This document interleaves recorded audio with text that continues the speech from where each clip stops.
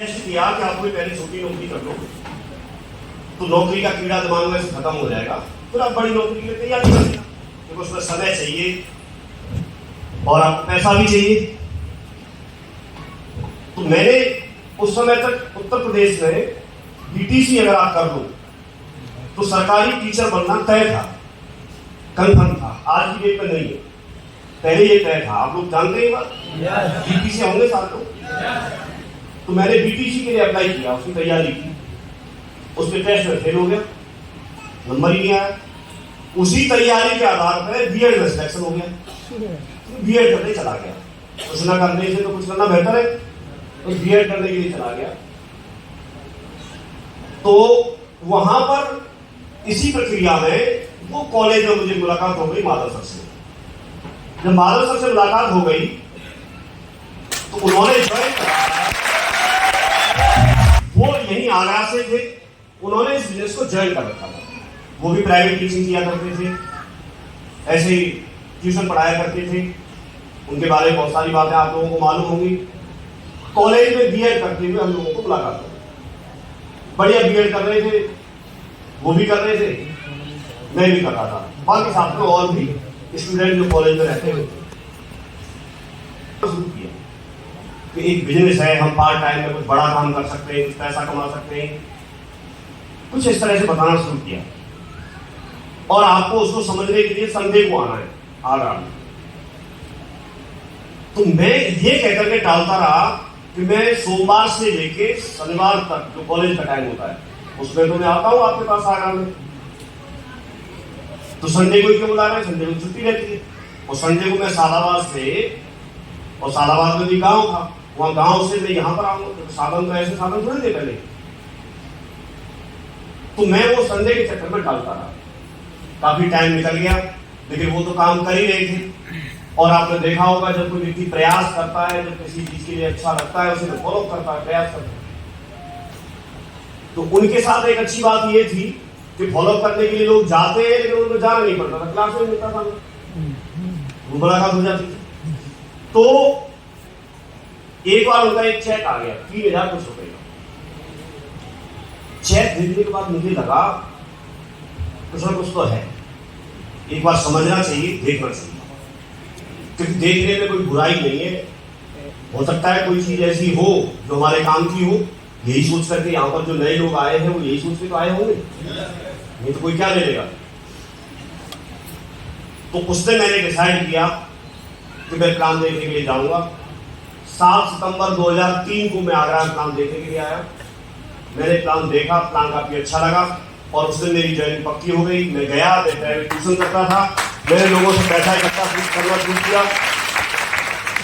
मेरा पढ़ाने पे कम ध्यान था, पैसा इकट्ठा करने में ज्यादा था, तो बाकी पैसा लगाना था, कुछ सामान लेना था। तो ये सब कुछ करने के बाद मैंने 9 सितंबर 2003 को मेरी इस बिजनेस में ज्वाइनिंग हुई। आज अभी जो सितंबर आएगा इसमें मुझे 21 साल कंप्लीट हो जाएगी। यहाँ इस हॉल में अगर हम देखेंगे तो 500-700 लोग बैठे हैं। इसमें से मुझे लगता है करीब 100-150 लोग तो ऐसे होंगे जिनकी उम्र 21 साल से कम होगी। सच है कि नहीं? तो ये जो 100-150 लोग होंगे, ये जब पैदा हुए थे तब से मैं ये कर रहा हूँ, 21 साल से कर रहा हूँ।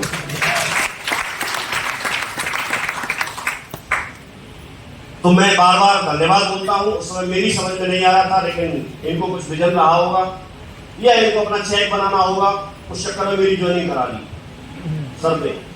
इनके दिमाग में क्या रहा था मुझे तो बताया नहीं आज तक, लेकिन इतना तो हम जान ही सकते हैं, या तो इनको अपना चेक बनाना होगा या फिर लगा होगा कि सपने साकार हो सकते हैं, तो मैं किसी साथी को साथ में लूं। थैंक्स गॉड, मैं धन्यवाद देता हूं बार बार भगवान को कि इनकी लिस्ट में मेरा नाम आ गया। प्रयास कर रहा हूं आप लोगों की लिस्ट में किसी का नाम आ जाना भी भविष्य में उसकी जिंदगी बदल सकता है। आपका उसमें कुछ नहीं जाता। आप डायरी पेन लेके बैठते हैं, उसमें 5 पैसे की स्याही नहीं लगेगी उसका नाम लिखने में, लेकिन जब तक किसी का नाम लिस्ट में नहीं आएगा तो क्या उसके जीवन में कोई परिवर्तन आ सकता है? अगर इनके माइंड में मेरे नाम के लिए विचार नहीं आया होता अगर इन्होंने अपनी डायरी में मेरा नाम नहीं लिखा होता तो क्या आज मैं सफल हो पाता? तो ये बहुत छोटी बात है, लेकिन आप इसको हल्के में ना लें। आपके पास एक डायरी होती है, अपलाइन आपको लिस्ट बनाने के लिए बोलता है, आप उसमें जरूर सारे रिश्तेदारों का, दोस्त, रिश्तेदार, पड़ोसी जिनको आप जानते हैं उन सबका नाम जरूर लिखें।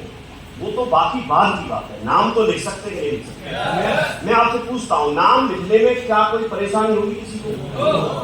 एक पेंसिल लेकर के व्यक्ति नाम लिख सकता है कि नहीं लिख सकता? हम ये छोटा काम भी नहीं करते। जब हम इस प्रक्रिया को ही शुरू नहीं करेंगे तो आगे की प्रक्रिया शुरू नहीं हो पाएगी। तो इसलिए आज ही जाने के बाद जब भी आपको टाइम मिलता है, डायरी लेके उसमें सारे लोगों के नाम लिखें, सबके नाम लिखें। जब आप नाम लिखोगे, जब आपकी लिस्ट में 100, 150, 200, 500 लोग जब आपको दिखेंगे तो आप मोटिवेट होंगे, उनको जानकारी मिलेगी, तो उसके बाद प्रक्रिया बढ़ेगी। जब तक आप ऐसा नहीं करते, आपके साथ दिमाग में एक साथ सारी चीजें नहीं आ सकती। जैसे आप अभी अभी सोचना शुरू करें तो कोई एक नाम आ सकता है, 2 नाम आ सकते हैं, लेकिन एक साथ 100 नाम नहीं आएंगे।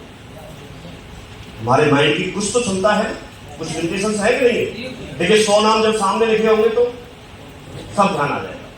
इसलिए सबसे पहले लिस्ट पर ध्यान देना, ये बहुत बेसिक जरूरत है इस बिजनेस की। ये सफलता का पहला स्टेप है। अगर आपके पास लिस्ट भरपूर है, आप इस बिजनेस में चांस आपके बढ़ जाते हैं सफल होने के। तो आप इसको जरूर करना शुरू करें। मैं इस बात के लिए धन्यवाद देता हूं, मेरा नाम उन्होंने लिखा और मुझे मैं आज पिछले 21 साल से इनकी गाइडलाइन में इनके साथ हमने जब प्रक्रिया आगे बढ़ाते हैं तो एक जनरल बेसिक बात करते हैं। जब आप फील्ड में जाएंगे तो आप लोगों से मिलेंगे तो आप प्लान उनको बताएंगे। तो प्लान बताने के बाद कुछ लोग समझेंगे और कुछ लोग नहीं समझेंगे, और कुछ लोग ऐसे होंगे जो आपको समझा के उल्टा भेज देंगे। समझिएगा, आप जब लोगों को बताना शुरू करेंगे, कुछ लोग समझेंगे आपकी बात को, कुछ लोग आपकी बात को नहीं समझेंगे, और कुछ लोग उल्टा आपको समझा देंगे। अगर आप उनको समझाने का जो प्रभाव आप पे आ गया तो आप बिजनेस से उसी समय कुछ कर देंगे। ऐसे लोगों की संख्या में पिछले 21 साल से देख रहा हूं। बहुत लोग होते हैं जो बिजनेस में जुड़ते हैं, उनको कोई रिश्तेदार समझाता है, वो बाहर हो जाते हैं। उनको कोई उनका दोस्त समझाता है, वो बाहर हो जाते हैं। उनको कोई भी व्यक्ति जो उनका हो सकता है करीबी हो, पहले हो सकता है वो मानते हो कि ये पढ़ा लिखा व्यक्ति है, ये समझदार व्यक्ति है, और उसने कोई बात बोल दी, वो बाहर हो जाता है। लेकिन यहां एक बात आपको समझनी है, जो फील्ड में आप जाओगे, मोटिवेशन ठीक है, लेकिन इस चीज को समझिए। आप जब आप फील्ड में जाएंगे तो आप मुझे बताइए इस बिजनेस के बारे में। एक कोई व्यक्ति जो बहुत एक सक्सेसफुल डॉक्टर है, अगर उनसे इस बिजनेस के बारे में पूछिए और उनको इस प्लान के बारे में पता नहीं, तो क्या वो इसके बारे में सलाह दे पाएंगे? क्या बता पाएंगे? नहीं बता पाएंगे। आप किसी एक PhD होल्डर जो बाहर बहुत बड़े स्तर पर एजुकेशन ले रखी है, क्या उनसे आप बात करेंगे तो क्या वो इसके बारे में बता पाएंगे? नहीं बता पाएंगे। लेकिन हम यही गलती करते हैं। वो हमारे कोई करीबी हो सकते हैं, हमारे पेरेंट्स हो सकते हैं, हमारे फैमिली मेंबर हो सकते हैं, हमारे रिश्तेदार हो सकते हैं, हमारे पड़ोसी हो सकते हैं, लेकिन जब आप हम उनसे पूछते हैं तो वो हमको गाइड करते हैं। जो कि सही मायने में जिस फील्ड का जो व्यक्ति माहिर है वही गाइड कर सकता है। तो आप इस फील्ड के बारे में कोई जानकारी चाहते हैं तो आप उनसे जानकारी लीजिए जो आपको यहाँ लेके आए हैं। आप उनसे जानकारी लीजिए जो व्यक्ति यहाँ पर जिसने साल, 2 साल, 4 साल काम किया है और वो सफल है। सिर्फ ज्वाइन नहीं किया और ज्वाइन करके फेल नहीं हुआ। हम सफल होना चाहते हैं तो सफल व्यक्ति से आपको जानकारी मिलेगी। कई बार हम असफल, जो व्यक्ति यहाँ असफल हो गया वो कोई कारण हो सकता है, उससे भी हम जाके पूछ लेते हैं। मार्केट में ऐसे लोग भी आपको मिलेंगे जो बोलेंगे मैंने ये ज्वाइन किया था, मैंने 3 साल किया, 2 साल किया, लेकिन 2 साल में कुछ नहीं हुआ, मुझे घर वापस बैठना पड़ा। तो ऐसा कौन व्यक्ति है जो असफल हो गया? लेकिन आप असफल होना चाहते हैं या सफल होना चाहते हैं? अगर आप सफल होना चाहते हैं तो आपको जो व्यक्ति सफल है उससे जानकारी लीजिए, तो आप नहीं भटकेंगे और आप आगे बढ़ जाएंगे। क्लियर हो रहा है कि नहीं हो रहा है? तो थैंक्स गॉड, इनके माध्यम से धीरे धीरे करके मुझे लोगों के साथ जाने का मौका मिला, मैंने बताना शुरू किया। बताना शुरू किया तो ये शुरुआत के फोटो है, जैसे दिशा वर्कशॉप में जाते हैं या कहीं मीटिंग्स में जाते हैं तो इसमें आपको जसवीत जी